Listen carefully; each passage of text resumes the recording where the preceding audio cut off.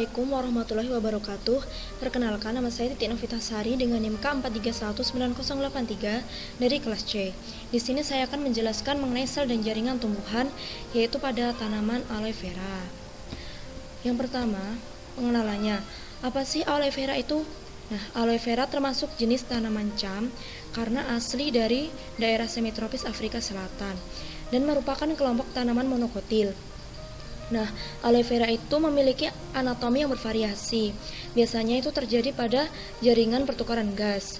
Nah, contohnya mesofil dan kutikulanya itu memiliki variasi ketebalan. Nah, apa sih fungsi dari variasi itu? Fungsinya itu sebagai adaptasi terhadap iklim yang panas dan juga kering. Karena kan habitatnya aloe vera itu di tempat yang panas dan kering biasanya.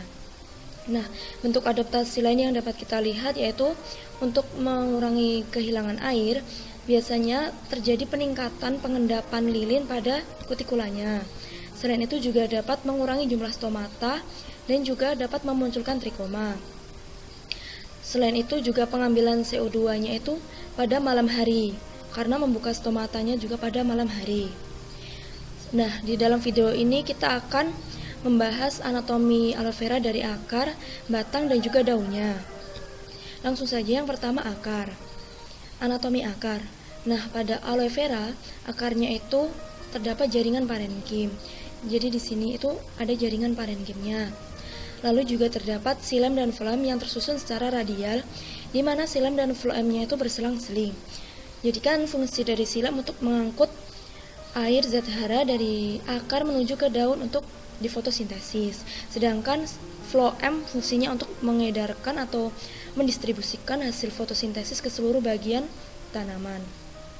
Selain itu juga memiliki trikoma yang berbentuk rambut, fungsinya itu untuk melindungi jaringan akar yang ada di dalam tanah.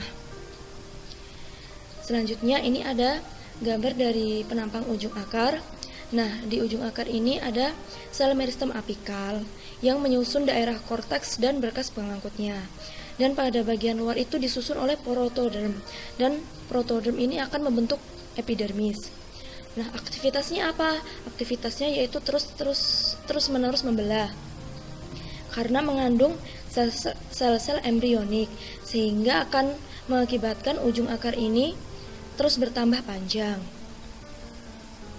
Selanjutnya kita ke anatomi batang. Pada batang itu ditemukan adanya kristal stiloid dan juga jaringan parenkim. Jadi ini penampang dari batang ya. Letak kristal stiloidnya itu di antara pelepah daun yang memeluk batang. Ini ya kristal stiloidnya. Nah, kristal stiloid itu bentuknya prisma yang panjang, kurang lebih seperti prisma ya, dengan ujung-ujungnya yang meruncing. Dan kristal ini ditemukan dalam keadaan sendiri ataupun berpasangan dalam kelompok yang kecil. Sedangkan yang padat ini jaringan parenkimnya. Selanjutnya kita ke anatomi daun. Nah, pada daun itu ditemukan adanya stomata. Nah, stomatanya itu ada pada epidermis daun, baik yang abaksial maupun adaksial. Stomatanya itu bertipe tetrasitik dan bersifat paralelositik dan polisiklik. Stomatanya itu berada pada level yang sama dengan sel epidermis. Jadi ini gambarnya ya. Ini stomatanya dan ini tuh sel epidermisnya. Stomatanya itu selevel. Maksudnya stomatanya itu tidak menonjol ataupun tidak tenggelam, tetapi selevel dengan sel epidermis. Selanjutnya kita ke anatomi daun lagi. Nah, di daun itu juga ada ikatan pembuluh. Jenis ikatannya itu termasuk kolateral tertutup. Lalu ada juga vakuola. Vakuolanya itu banyak ya. Nah, vakuola sendiri merupakan sebuah ruangan dalam sel yang berisi cairan. Jadi isinya vakuola itu cairan yang dibatasi oleh membran tonoplas.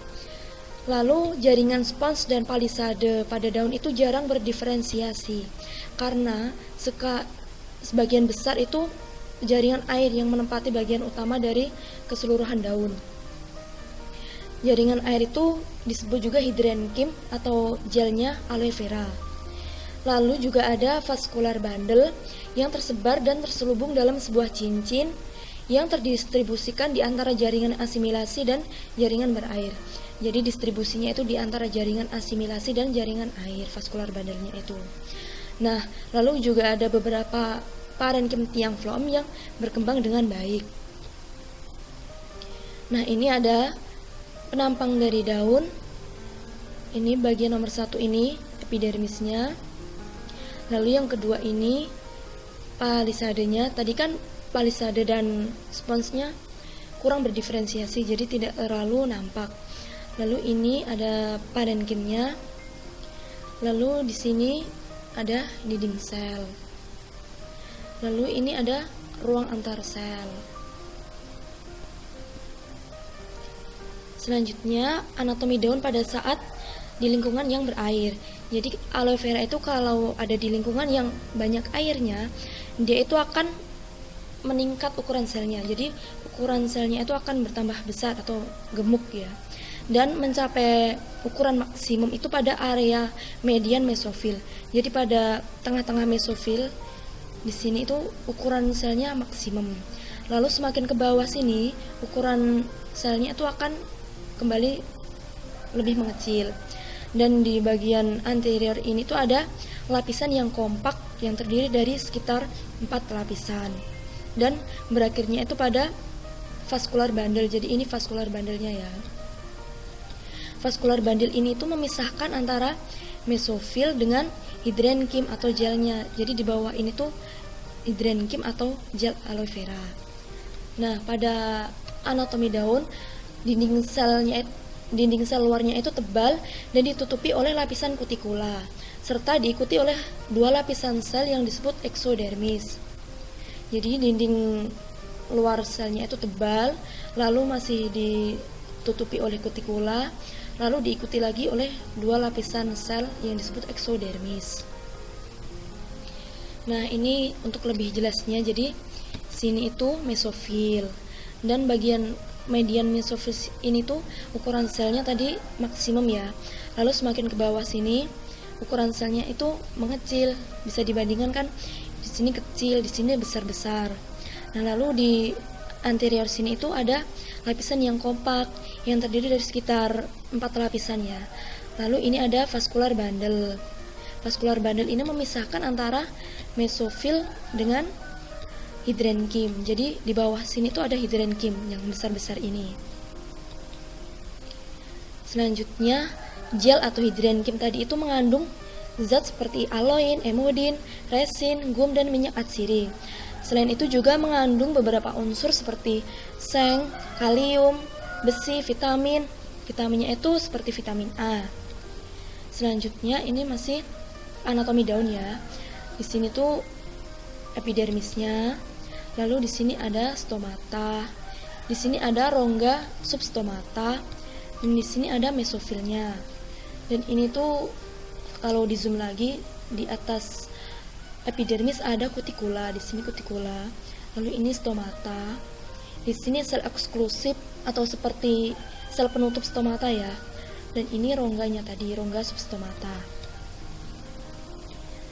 Selanjutnya ini penampakan dari stomata dari dekat ya. Ini tadi ada sel eksklusif. Terus ini ada osteoles. Osteoles itu seperti lubangnya stomata.